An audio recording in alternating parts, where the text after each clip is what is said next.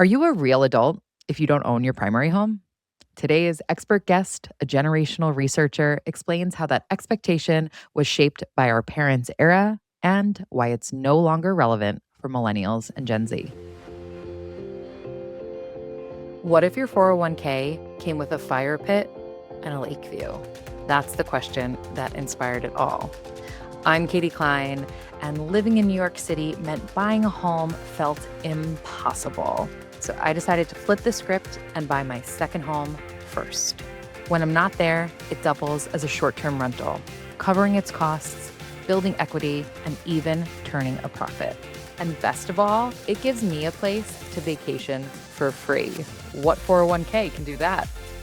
Every week, join me as we hear from real people who've done the same and experts who can help you do it too.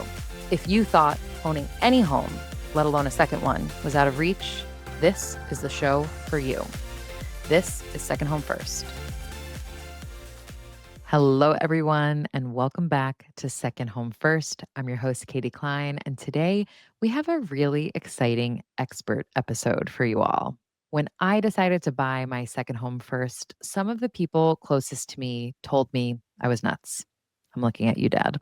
Nearly 3 years and 3 properties later, I now feel confident that this idea wasn't crazy at all.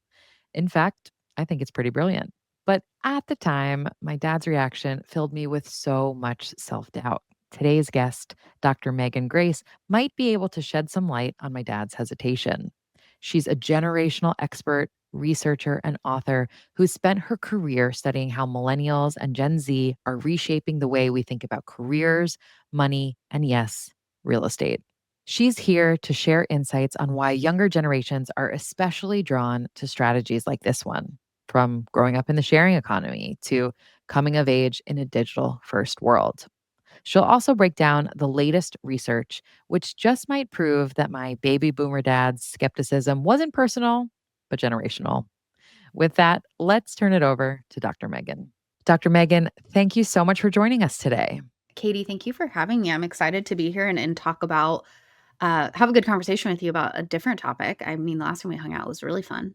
Absolutely. We got to chat on my other podcast, Sweet Success, about generations within hospitality. And today we're going kind of deeper than that. We're really talking about generations within home buying space. Yeah, I think this is a really fascinating topic. Actually covered it recently on my own podcast, but I think when you really boil it down, like this, home buying and managing a home is like such a reflection of individual identity and individual values, but also when we look at it like from a cohort lens of generations, it's like motivation around how you're willing to invest your money. And so we're learning so much about especially as millennials and Gen Z are really squarely kind of in that target market of first time home buyers. So people have been kind of speculating, but I think we're really starting to like see it now. Yeah. And thinking about the generations, can you give us a quick summary on how you think each generation is likely to approach homeownership? So our baby boomers, I always start with like relatively like the oldest first, right? So baby boomers born after World War II. So grew up in the 50s and the 60s. So they were buying homes, right? Like in the late 60s, 70s, early 80s. If you go back and ask these people how much they bought their first home for, it'll like you'd be like, "That's not even real. That's monopoly money." You're like, that's a Like, car payment, isn't it? yeah, like that's absurd. No wonder your house has been paid off for like 30 years because you paid it off in the first year. Um, but I think a lot of what we think about like textbook home buying and like as we've learned the home buying and real estate industry, it's really like this is probably the most I would say normal generation, right? Of if we look at like the traditional nature of buying a house and if you buy a house and then a second home or a house and a vacation home, whatever that looks like, right? Gen X came behind them, but Gen X was kind of buying homes and maybe potentially upgrading their home right around when we have the 2008 recession. And so they were the most likely to be like impacted by foreclosure, impacted by just that whole thing and job loss, right? So like job loss, they might not have had their within the housing crisis around that time, but it could have been because of job loss or potentially stalled job success. They weren't buying houses to the same, like, we'd consider like equivalent rate or equivalent level as their peers were. Then everything got, like, as we know, really wacky after that. So when millennials have come along, Not only are we post 2008 recession, way more student loans in their lives. And so we're seeing just their disposable income and the ability to save for a home and like make that down payment a lot harder than previous generations. And then we've got Gen Z who's after them, their home buying is they're cautious because they saw other generations they're paying attention. So, like, when millennials were taking on a lot of student loan debt, Gen Z was like, "I'm not gonna take on as much student loan debt. I'm gonna be a little bit more risk averse." But they're taking that risk averse nature into, is this traditional, what has been told by, let's say, baby boomers and Gen X to them as, like, the good, solid investment of real estate? Is it really the solid investment of real estate that we are seeing where they can actually see equity build? Or is it actually more headache than it's worth? So that's kind of where they're at. And so I think the landscape and their approach to home ownership, each generation, if we summarize it, it's like baby boomers experienced their traditional playbook. They had very few hiccups along the way. Gen Xers tried to go by that like playbook, but they had a really big hiccup in 2008 with the housing crisis. Millennials come along, they're like, "I would love that. I wanna play by the playbook, but I also have a ton of student loans, and that makes it really difficult for me to even go about the playbook, and the cost of housing is going up at the same rate, but our wages are not." And then Gen Z is like, "Wow, y'all really had it tough out there. I'm not sure if I even want to engage in this kind of mindset of traditional home buying." So, that's like the if we talk about, like, the playbook of how you go from, like, renter to homeowner, that's where I think we've seen some of that shift in the different generations. We'll be right back after a quick word from our sponsors. When I was finally ready to rent out my vacation home, I had no idea what to charge guests. Thankfully, that's when I found Price Labs, a dynamic pricing tool that helps me automate pricing like a pro. It's simple. Price Labs uses real time data to automatically adjust my rates based on local demand, nearby events, and booking trends. It's easy to use, lets me set my own minimum and maximum prices, and keeps my pricing smart and competitive without any manual work. If you want your vacation home to pay for itself or even turn a profit, you need Price Labs to help you get the most from every booking. Visit the link in the show notes and enter code Second Home First, all one word, for a 30-day free trial plus $10 off your first invoice. Interior design is one of my favorite parts of buying a second home. I love creating a beautiful space. But let's be honest, staying on budget, managing orders, tracking deliveries, and juggling countless retailers can get overwhelming fast, which is why so many hosts turn to Minoan. With Minoan, you can shop more than 180 brands you love all in one place. That's brands like Crate and Barrel, Samsung, Anthropologie, Article, Casper, and so many more. They give you access to better than trade pricing, something typically reserved for professional designers, allowing you to save on every purchase. They keep every order, delivery, and receipt organized in one clean dashboard. And the best part, there's no membership fee, no subscription, no catch, just a streamlined approach with big savings. Once your second home is set up, Minoan can even make it shoppable. Your place basically becomes a four walled influencer. So after guests spend a weekend obsessing over your couch or those sheets or that coffee maker, they can scan your QR code and order the exact same item for their own home. You earn a commission, no extra work required. To furnish smarter, visit minoan.com/second home to sign up and receive a free $25 in credit. And now back to the show. What I'm glad to hear is it's not our fault as millennials that we can't afford homes because we spent all of our money on avocado toast and lattes, as the media would like us to believe. It is, like you said, that student loan and the risk aversion that is now coming from the earlier decisions that we had in following a past playbook that doesn't really feel relevant anymore. Yeah. Well, and it's I yeah, let's put the avocado toast and latte, conversation to bed. You can make your avocado toast at home. Still expensive. But, like, when that whole argument was coming up around millennials, it was like, I think the average cost of, like, a craft latte, I mean, it's gone up since then, but that was about 5 or 6 years ago, 10 years ago maybe, when they're like, "Why aren't millennials buying homes? All they're doing is buying these craft lattes." And it's kind of like, well, a latte is $5, and if I tip, maybe 6. So if I'm buying $30 worth of coffee each week times 4, realistically, I'm only spending $120 on coffee. So, like, I think we need to chill. I don't think that Right. I don't think $120, that's like, buying me a home. that's not buying me a home, but it is buying me, like, a tiny bit of joy Yeah. today, so let me have that. even if you were to take that $130, put it in an investment account, you're not gonna pull it out and immediately, like, buy a house with it. It's gonna take a lot of time to capitalize. So, there was no winning. We don't have all this, like, extra cash floating Yeah. around. From your research, which generation or maybe generations do you feel like are more likely to be interested in or open to buying their second home first? So, I think if we think about, like, second home being potentially something where you're, like, turning a profit on it, I think younger generations, because millennials and Gen Z were like, "We ain't got no money, but we do have innovation, and we do have entrepreneurial skills." Like, that's very woven, I think, into a lot of younger people of, if I'm buying the second home and I'm not living in it all the time, can I be renting it out on Airbnb? Can I be giving it to family members to use on a really discounted basis, like they're paying for the cleaning fee, you know? I think we see younger generations in that space of, can it be something where I can be making money off of it? And that's, I think, we're just very comfortable with this idea of democratized like resource sharing. So this idea of Airbnb or even ride sharing, right? Like Turo exists as almost like Airbnb for cars. That I think that we're so comfortable in that mindset of resource sharing, asset sharing, but also profiting off of things like that. That is, I think we will see more young people try to go for what would be considered the traditional vacation home before the big house. Not like they're gonna flip flop that, but like I know for you, you rent in the city, but you have homes outside the city that you own. And I think that that's very millennial and Gen Z coded of like, let's have the best of both worlds and make a little bit of money off of it. Older generations, I think, are going to buy the traditional lake house and be like, I don't want anybody in here. Yes, yes. I want this to be my place and no one else is going to be here.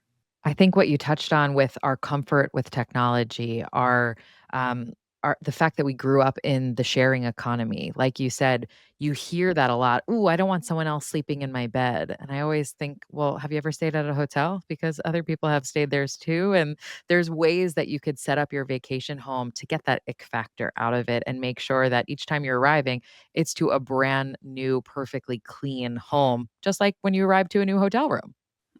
I also think that there's way Gen Z and millennials want the experience and we want to travel. We know that. But I think there's creative ways back to that democratized like asset sharing. I kind of just made that up, but there's platforms like Kindred where you can be putting your second home on a platform where you're home swapping. So we're trying to do this a little bit more when we travel, of when we're gone for extended periods of time. People want to come to Nashville, but they're not going to pay thousands and thousands of dollars to stay in an Airbnb downtown if they have little kids and they want to live out in a suburb and they're going to be here for a month kind of thing.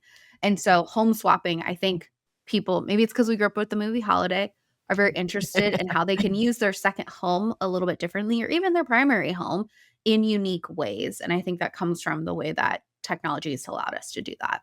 You mentioned the impact that student debt has had on particularly millennials and Gen Z. What about other economic realities like rising home prices, wage stagnation, which you had mentioned earlier as well? How has that shaped how younger generations approach buying a home as well? So that is, we see that when we control for previous generations and current generations, the rate at which we're paid at similar wages has really slowed for younger people compared to, say, our parents' generation or older generations. So their entry level job, they were making kind of more take home with houses that didn't cost as much. Like, I consistently think about my in-laws, they are on 5 acres, and, the amount that they paid for 5 acres and their four-bedroom home with a basement, it would make people's, like, their jaw would just absolutely drop, and it's been paid off for decades, right? Good for them. We love that, but it's unimaginable. You can't even get a lot that size for that amount anymore. So there's the piece of it is that, like, it's like the secret got out that, like, real estate was a good investment, so everyone's jacking up the prices. People will also be like, "But the interest rates are so much higher," and I'm like, "But the amount that you were actually being charged interest on was much lower." It's So, lower, yes and yeah. no. And that's where I think that there's that disconnect between older generations and younger generations who are mortgaging houses, and they're like, "Yes, but you bought your house at, like, $75,000 with a higher interest rate. I'm buying my house at $500,000 at half that interest rate, and so I'm technically paying more over time, or paying more over time." And so the that and the rate of job wages has just not kept up. at the same rate that housing costs have. And that's what we're going to run into a housing crisis. It's definitely present in some cities more and some areas more than others. But with that, a lot of people are looking at it and saying, I can't get out of the student loan debt space. I'm relying on credit cards. How am I supposed to save up money to buy a house when like I can't even get ahead in like my everyday finances? Yeah. Yeah. Do you also see generational differences in how comfortable people are taking risks in real estate? You're mentioning certain people aren't even able to get out of the debt that they're first in, but there are other opportunities like unconventional financing, or like we talked about, turning a home into a short term rental so that you're actually making money on it as well as being able to use it as well. Do you see younger generations being more open to those risks? Yes, more open to those risks because again, it's like we can go back to the playbook of like home buying designed for and by baby boomers. Gen Xers tried to play nice. They got around it, but were a little bit delayed after kind of like 2008 and that whole mess. Millennials were like, again, I would like to do that. And Gen Z is like, I'd like to do that, but I don't want to be financially like so wrecked by this. I think they're taking risks in real estate a little bit more than previous generations, because the reality is like you're going to buy this house and you're going to be here for 30 years. It doesn't align with where these younger generations are at. They might not even be working a job in that same city for 30 years. And so sometimes I think they think of the mindset of like, I'm going to buy this house and we might live here for 5 years. Or I might buy this house and I might move out and someone else might move in and I'm going to do a long term rental. Or again, that unconventional financing. It's been really interesting to see younger generations buying homes. And, I just talked about this on my own podcast where younger people are buying homes, but they're renting out a portion of their house. Like we have an empty room that sits empty most of the time. We got a young man that rents it from us. He's gone most of the day, but it's helping us offset our mortgage, which is nice. And we have another person around. So, like, another person to talk to is always nice.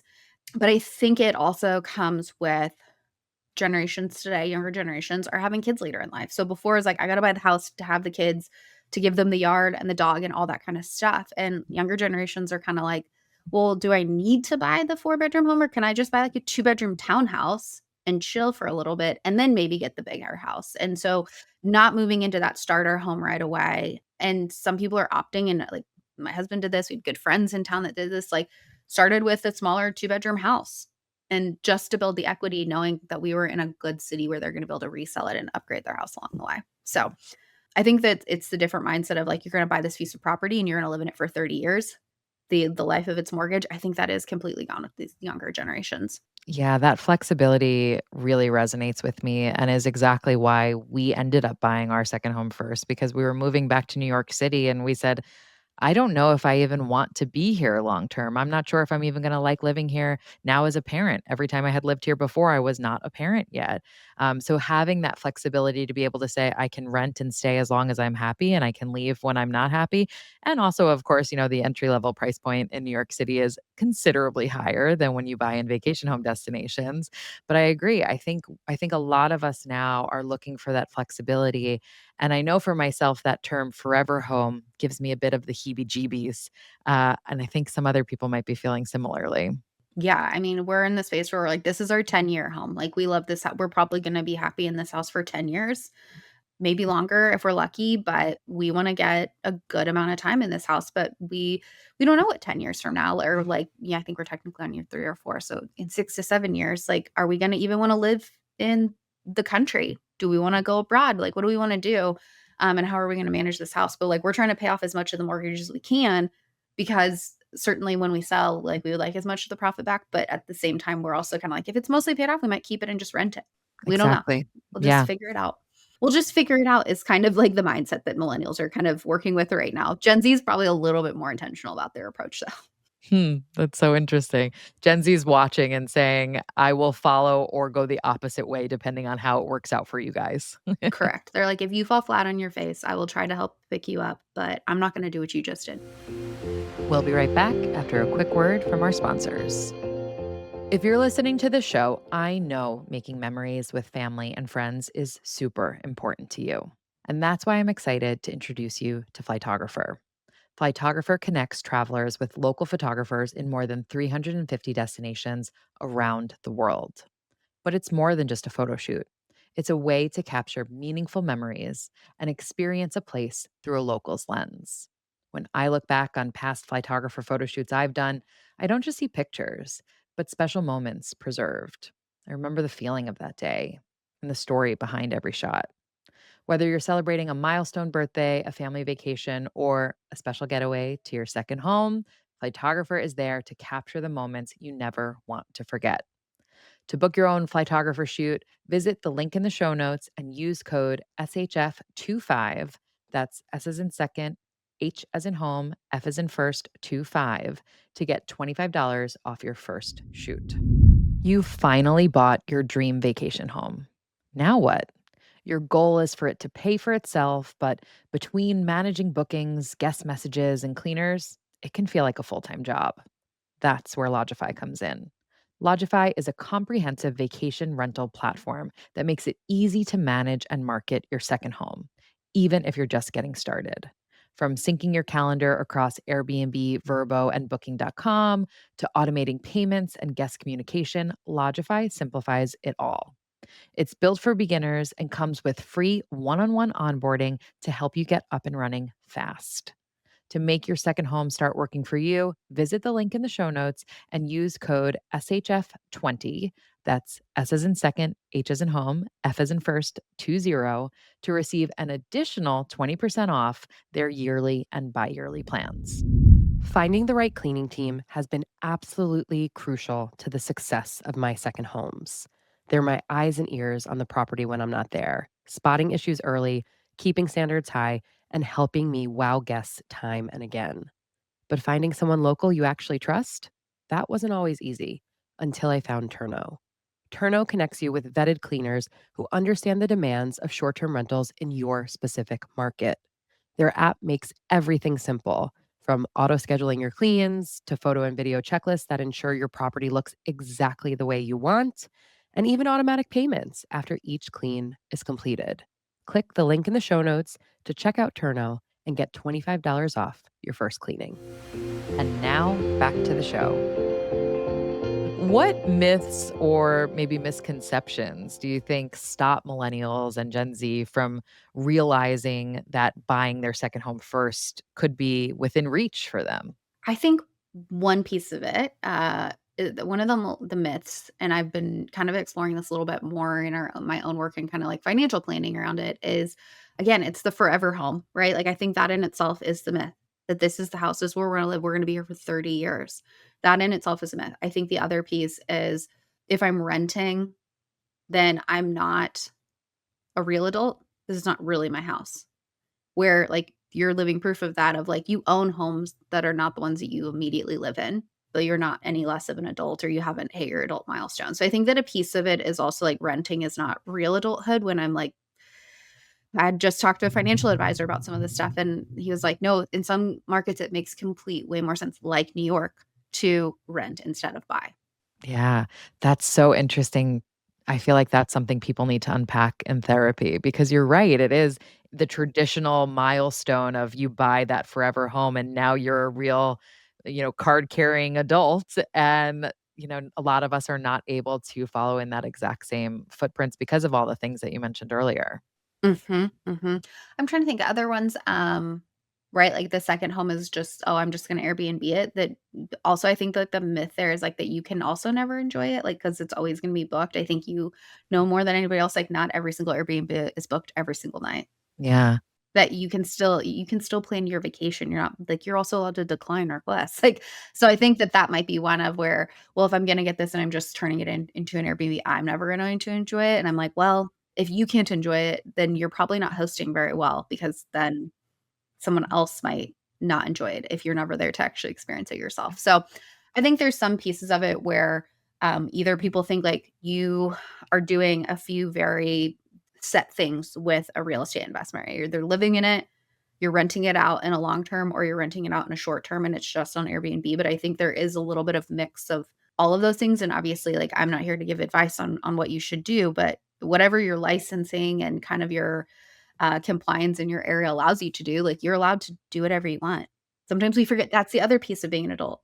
You have free will. Yeah, and as I referenced in your introduction as well, I think hearing voices from other older generations telling us that we're a bit crazy or it's irresponsible to do it this way, that can really affect how we see ourselves, how we believe it, and it's a big purchase as you said those numbers earlier. Those are some big numbers. So it really plays into that imposter syndrome of like, do I feel confident in what I'm doing? And the likelihood is if it's your first time doing anything, of course you don't. It's your first time. Absolutely. And I just think we're seeing so much more often that the rules of the game of life are changing. What is making sense for prior generations is not making sense for young adults and adults today. And that's called evolution. It's okay that things change. And each generation is going to experience a different world in every facet of it. Schools changed since the 1960s when our parents went to school. Thank goodness, right? Like some schools were not integrated at that point. Like I think that's a good thing. We didn't have some of the technology that we have today that allows people to navigate things like big financial decisions, like buying a home or investing and preparing for retirement in ways that previous generations didn't have. And so I think the rules are changing. They're changing really fast. And oftentimes I think younger generations look to older generations because they've done that lap before. But they're running on a different track in a different city, in entirely different weather is what it can feel like. And so not saying don't listen to older generations, but it is you can see the balance between the two of like, hey, mom and dad, or hey, parents, guardians, whoever you seek your guidance from that's an older person. How was this when you were younger? And then you can also say, well, I'm also going to talk with some people that are my age that might have also done this because they're navigating the same economy, job market. Really, I would say that we're all kind of operating on a similar playbook around the same age, but that doesn't mean we can't listen to older generations and their experiences. If you had to pull out your crystal ball, do you think buying your second home first could become the norm in the future? Or do you think it will always be seen as a bit unconventional? I don't think it will be like the plurality where everyone's going to be buying their second home first. I do think that it will become much more common in a different type of status marker. So before I think we will see more and more people with a situation like yours where like I want to live in the city, but I'm not a bajillionaire, so I can't buy the beautiful brownstone in, the That'd be village as nice. we all would love to have that. I look at the Yes. houses, I'm like, "Who are you? What do you have generational wealth?" That's me every time I'm in the city. I'm like, "You must have generational wealth. There's no other way." But I do think that there is this desire of maybe we can have it all. And so I think sometimes the second home first mindset does allow people to say, like, maybe I can have the vacation home that I'm also earning a little bit of passive income from, while also enjoying the amenities of a city, a walkable city. Like, that's a dream. Like, we joke like the millennial dream is just an affordable, walkable city. So, like, can I have both? And does having a second home to build the equity that we've been told is so important to have, Hmm. is that the way that we can go about it? Yeah. And that's my Dr. crystal ball. Megan, thank you so much for joining us today. I always love hearing your insights. It's so valuable. Thank you for having me. Thanks for listening to Second Home First. If you liked what you heard today, be sure to sign up for my free weekly newsletter at buyyoursecondhomefirst.com, where I share the simple 4-step strategy to help you do the same. If you have a minute to subscribe, rate, or review the show, or even send a favorite episode to a friend, that would mean the absolute world to me. And if you want to be a guest on the show, have a question you want answered, or a topic you think I should cover, send me a note at hello@buyyoursecondhomefirst.com or on social media at buyyoursecondhomefirst. I personally read and respond to every single message. Once again, I'm your host, Katie Klein, and I can't wait to see you all again next week. The content shared on Second Home First is for educational and informational purposes only. Please consult a licensed financial advisor before making any investment or financial decisions.